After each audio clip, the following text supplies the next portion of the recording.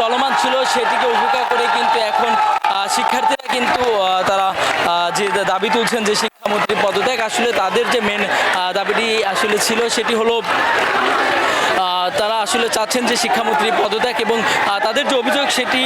আসলে তারা বলছেন যে এই জলবদ্ধতার মধ্যেও অনেক শিক্ষার্থী আসলে বৃষ্টির কারণে জ্বর নিয়ে পরীক্ষা দিতে হয়েছে এবং জোরপূর্বক আসলে তাদের পরীক্ষা দেওয়ানো হচ্ছে, এমনটি অভিযোগ করছেন এবং বলছেন যে তাদেরকে আসলে মূলত ফার্মের যে মুরগি সেটি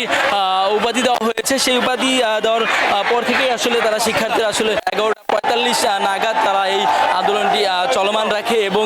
এর পরবর্তী থেকেই আসলে আমরা দেখতে পাচ্ছি যে এই সায়েন্স ল্যাব মোড়ের আশপাশ জুড়ে যে রুটগুলো রয়েছেন এবং নিউ মার্কেট এবং মানিক মে এভিনিউ, এলিফেন্ট রোড এবং মোহাম্মদপুরের দিকে যে জিগাতলা রোডগুলো রয়েছে সব রোডগুলো আসলে তারা আসলে ব্লকেট দিয়ে আসলে বন্ধ করে দেয় এবং এর পরবর্তীতে চলছে এবং তারা বিক্ষোভ করছেন এবং বিভিন্ন প্লাকার্ড এবং স্লোগান দিয়ে আসলে শিক্ষামন্ত্রী যে রয়েছেন তার পদত্যাগের দাবি তুলছেন এবং তাদের যে কথা আসলে এক দফা এক দাবি শিক্ষামন্ত্রীর পদত্যাগ তারা চাচ্ছেন এবং এই এহসানুল হক মিলন যে শিক্ষামন্ত্রী রয়েছেন তিনি কিন্তু আসলে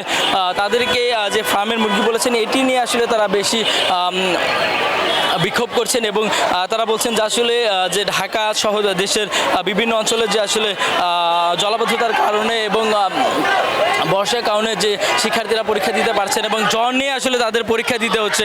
এমনটি আসলে অভিযোগ করছেন এবং কেনই বা তাদেরকে জোরপূর্বক এভাবে পরীক্ষা দেওয়া হচ্ছে সেটি নিয়ে আসলে তারা ফেঁসে উঠেছেন এবং তারা বিভিন্ন কলেজ ঢাকার যে আশেপাশে যে কলেজগুলো রয়েছে Dhaka college, city college, ideal college এবং ইডেন কলেজ এবং তেজগাঁও কলেজ এবং ড্যামরা থেকে আসলে অনেক কলেজের শিক্ষার্থীরা আসলে এসেছেন এবং আমরা দেখতে পেয়েছি যে আসলে শিক্ষার্থীরা যারা রয়েছেন এবং তারা পরীক্ষার কথা বলছেন যে আসলে আগের কোশ্চেনে থেকে এখনকার কোশ্চেনগুলোর প্যাটার্ন আসলে তারা পরিবর্তন করেছেন এবং তাদের আসলে কষ্ট হচ্ছে এবং বেশি আসলে হার্ড করা হচ্ছে কোশ্চেনগুলো, সেই অভিযোগগুলো আসলে তারা তুলছেন এবং সেটি নিয়ে আসলে তারা এখন বিক্ষোভ করছেন এবং আরও কিছুক্ষণ আগে আসলে আমরা কথা বলেছি কয়েকজন শিক্ষার্থীদের সাথে, এখানে যে বিভিন্ন ভিআইপি যে গাড়িগুলো ছিল সেগুলো আসলে তারা ফিরিয়ে দিয়েছেন এবং তারা কোনো গাড়ি আসলে সামনে আগাতি দেননি এবং আরেকটি বিষয় যে ইমার্জেন্সি যে গাড়িগুলো রয়েছে অ্যাম্বুলেন্স, সিএনজি এবং যাত্রী অর্থাৎ অসুস্থ রোগী যাত্রী সহ যে গাড়িগুলো তারা দেখছেন তারা সেই গাড়িগুলো আসলে তারা ছেড়ে দিচ্ছেন এবং সেগুলোকে আসলে মাত্র যাওয়ার প্রক্রিয়া রেখেছেন এবং তাছাড়া আদার্স যে গাড়িগুলো রয়েছে এবং যে বিভিন্ন গাড়িগুলো রয়েছেন প্রাইভেট কার থেকে তারা আসলে যেতে পারছেন এবং কয়েকজন যাত্রীরা সাধারণ যাত্রী যারা রয়েছেন তাদের সাথে কথা বলেছে, তারা আসলে অভিযোগ করেছেন যে আসলে বিষয়টি তাদের উপর আসলে জুলুম করা হচ্ছে এবং এমন অভিযোগও তারা কিন্তু তুলছেন এবং সেই বিষয়টি নিয়ে আসলে এই সায়েন্স ক্লাব মোড়ে আসলে দীর্ঘক্ষণ ধরে আইন শৃঙ্খলা বাহিনী তাদের বোঝানোর চেষ্টা করেছে এবং তারা কোনোভাবেই বুঝতে নারাজ। তাদের যে দাবি এক দফা এক দাবি শিক্ষামন্ত্রী এহসানুল হক মিলন যে রয়েছেন ওনাকে জনসম্মুখে এসে আসলে সরি বলতে হবে এবং তার পদত্যাগের বিষয়টি নিয়ে আসলে তারা বেশি কঠোর হয়ে আছেন এই সায়েন্স ক্লাব মোড়ে এবং এই সায়েন্স ক্লাব মোড়ে প্রায় বেলা 11:45 থেকে আসলে তারা এই বিক্ষোভ করছেন এবং বিক্ষোভের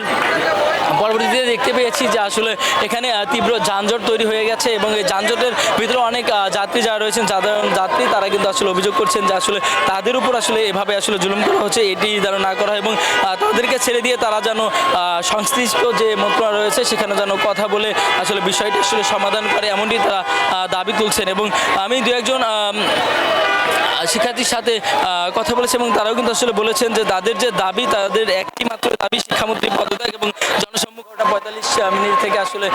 তারা বিক্ষোভ করছেন এবং বিভিন্ন কলেজে ঢাকার আশেপাশে জুড়ে যে কলেজগুলো রয়েছে সেই কলেজগুলো থেকে আসলে মানুষজনগুলো শিক্ষার্থীগুলো আসলে এসে আন্দোলনে অবস্থান নিচ্ছে। তো এই ছিল আমার কাছে সাভার থেকে এই শিক্ষার্থীদের এহসানুল হক মিলন যে শিক্ষামন্ত্রী রয়েছে তার পদত্যাগের দাবির যে সর্বশেষ।